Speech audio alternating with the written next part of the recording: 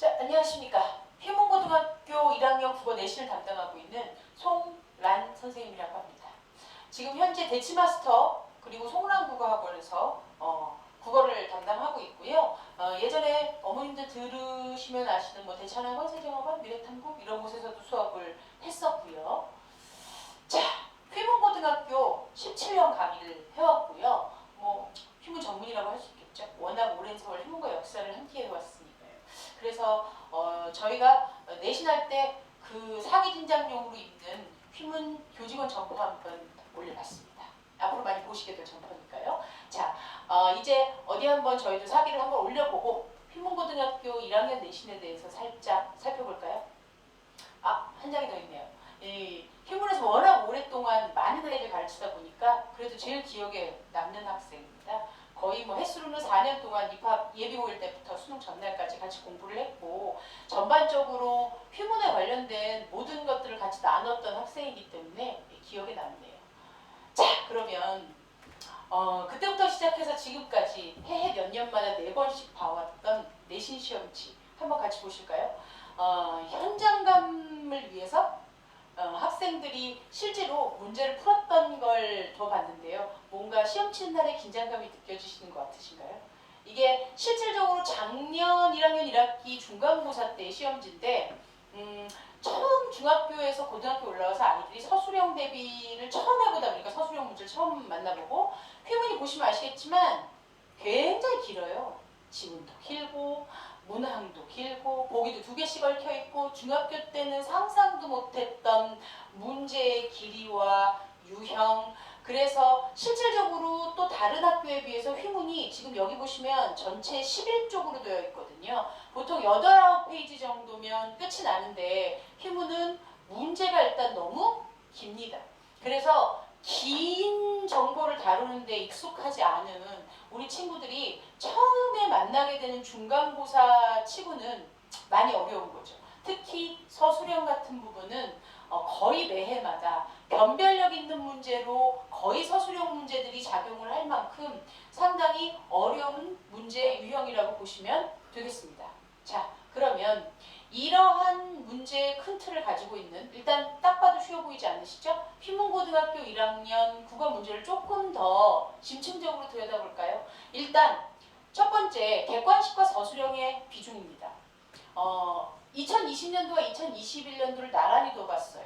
혹시라도 유의미한 변화가 있으면 그 추이를 통해서 뭔가 앞으로 어떻게 변할 것이라는 걸 추정하고 효과적인 내신 대비를 할 수 있을 것 같기 때문이죠. 자, 보시면 객관식 20문항 60점, 거의 2021학년도 동일하고요. 서술형 6에서 8문항 40점, 역시 점수대는 동일합니다. 눈에 띄는 건 서술형 점수가 40점이라는 거죠. 상당히 비중이 높은 편이라고 생각하시면 되겠습니다. 아까 보셨지만 제일 어려워 보이는 부분인데 점수 비중이 제일 높죠. 그러니까 아무래도 벌써 서술형의 비중만 살짝 봤을 뿐인데도 이거 서술형 대비 열심히 시켜야 되겠구나. 이런 걸 벌써 엿보실 수 있겠죠? 자, 그럼 다른 부분도 한번 볼까요? 다른 부분 보시면 조금 더 한번 나눠봤어요. 어떤 파트들에서 세부적으로 휘문은 내신에서 포인트를 찍고 있을까? 자, 보시면 2020년도 1학기 중간 때 되게 예쁘죠? 문법, 문학, 객관식 10문제씩, 서술형 4문제씩, 점수 50대 50. 되게 의도적으로 딱 나눠진 게 보이시는데 2021년 1학기 중간으로 가보면 아까 보셨던 거죠. 문법이 객관식 5문제, 주관식이 3문제예요. 그러니까 아까 주관식이 3문제로 쭌같았긴 하지만 서술형이 굉장히 긴 문항으로 난이도가 올라갔기 때문에 그죠? 점수는 낮아진 것 같지만 사실 비중이 많이 낮아졌다고 보기는 쉽지 않고요.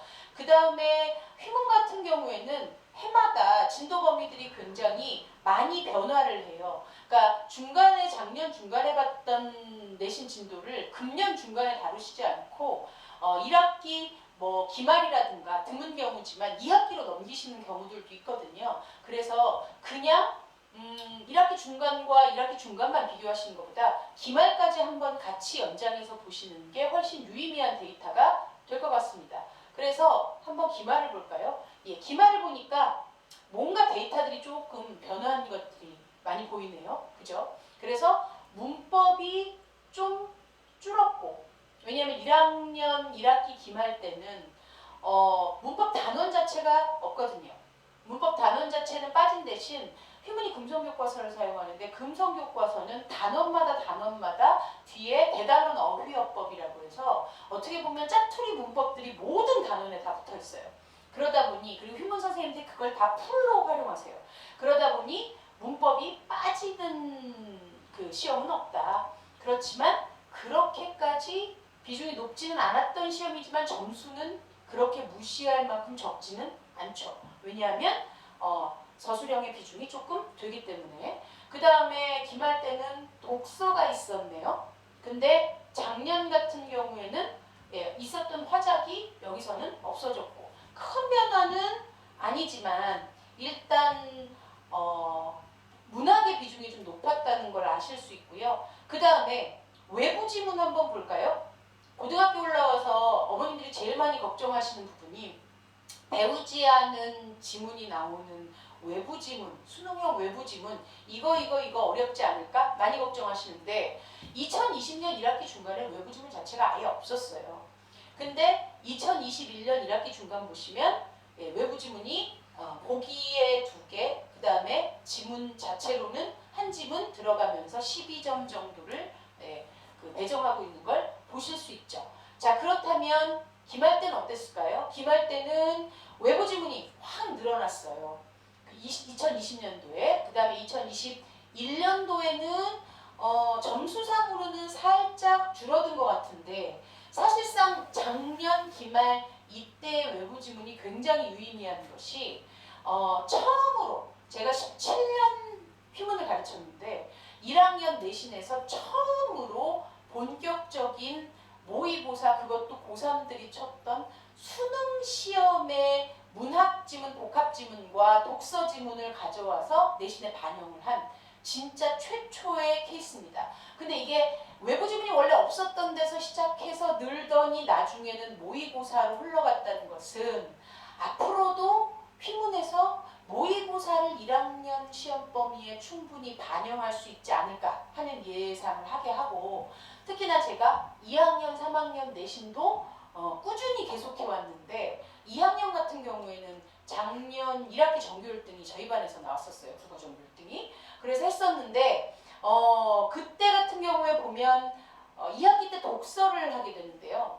2학기 때 독서가 예전에는 그 반은 교과서 반은 모의고사 지문이었는데 작년 같은 경우에는 완전히 100% 모의고사 지문으로 전환을 했거든요. 그런 경향성이 1학년으로도 충분히 연결돼서 내려올 수 있지 않을까. 자, 그렇다면 수능식 문제풀이, 정말 본격적인 수능을 다룰 수 있는 능력, 이런 것들이 실질적으로 내신에 직결되는 내신도 예상해 볼 수 있지 않을까. 자, 결국 더 어려워지지 않을까, 이런 생각 해보실 수 있겠습니다. 자, 그러면 한번 간단하게 정리해 볼까요? 자, 그러면 휘문고등학교 1학년에 조금 들여다볼 수 있는 특징은 뭘까?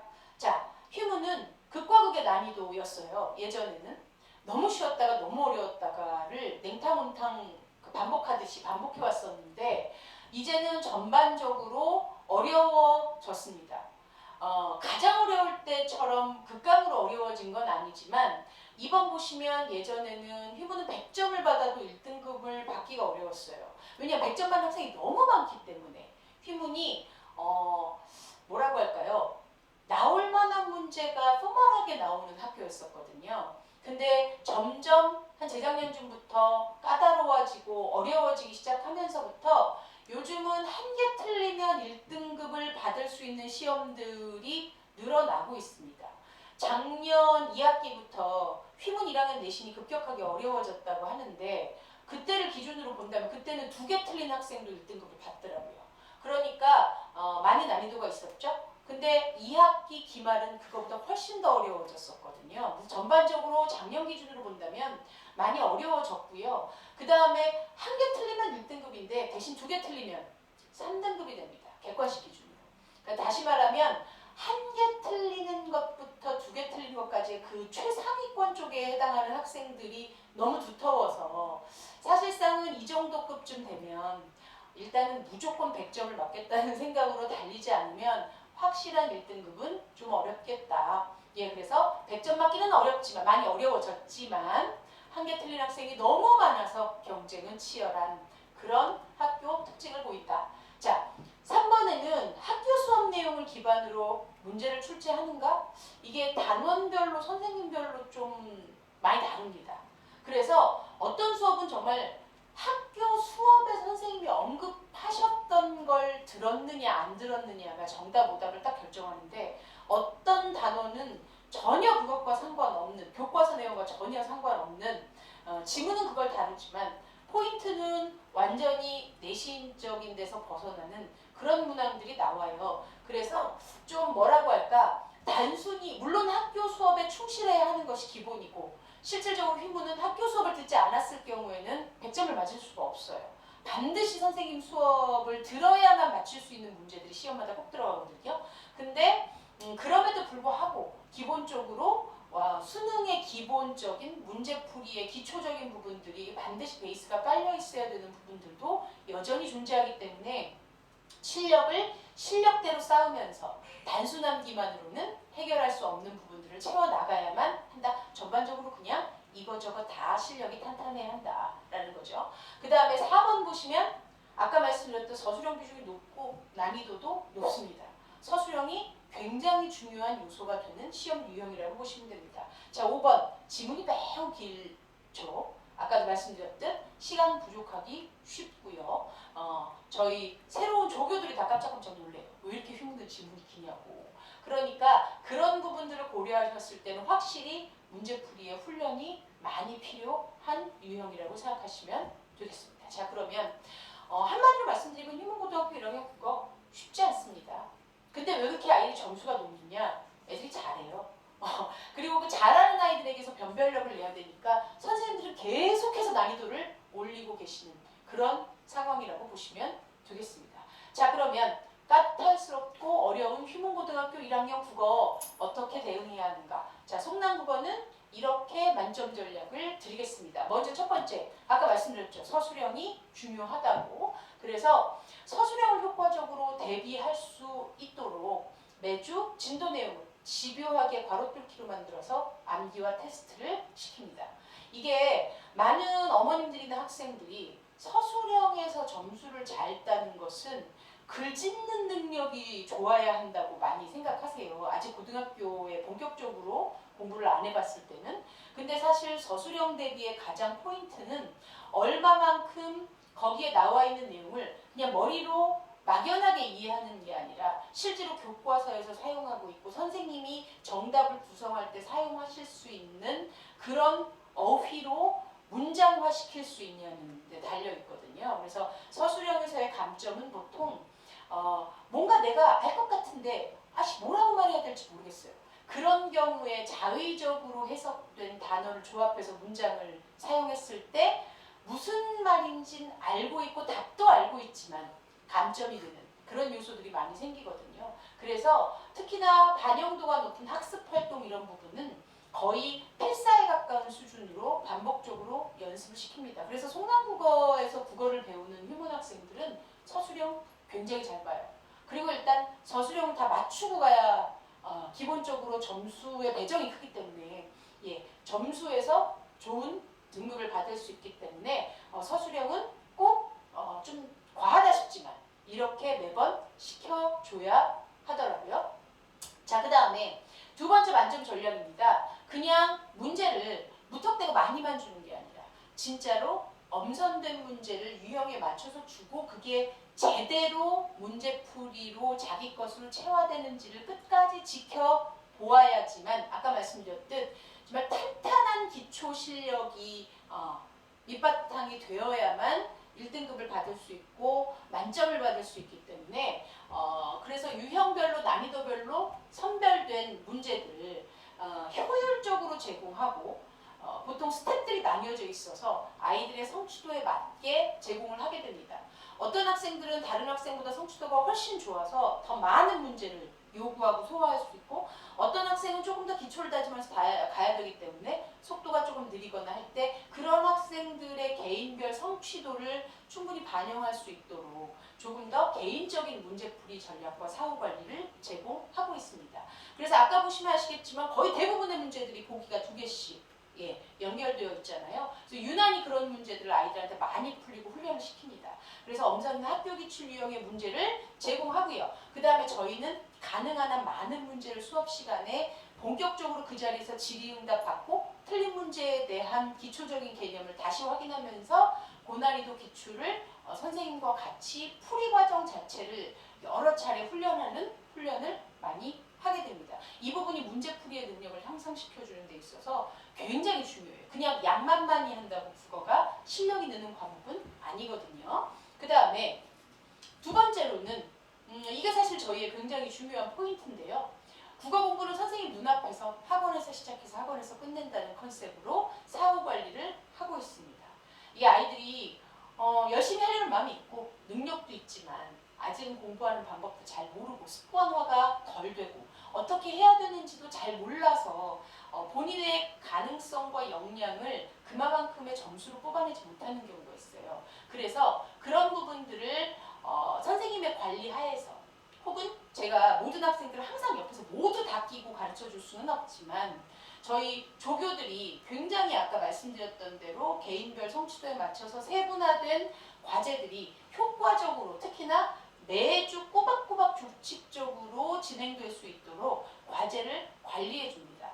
그래서 이렇게 꼼꼼하게 적혀져 있는 내용들이 어머님들께도 전달되고 저한테도 전달이 되면서 실제로 그 학생이 어떤 성취도를 보였고 어떤 부분에서 부족한 부분이 있었는지 이런 부분들이 저한테 굉장히 디테일하게 전달이 되고 저는 그런 부분을 많이 알게 되면 알게 될수록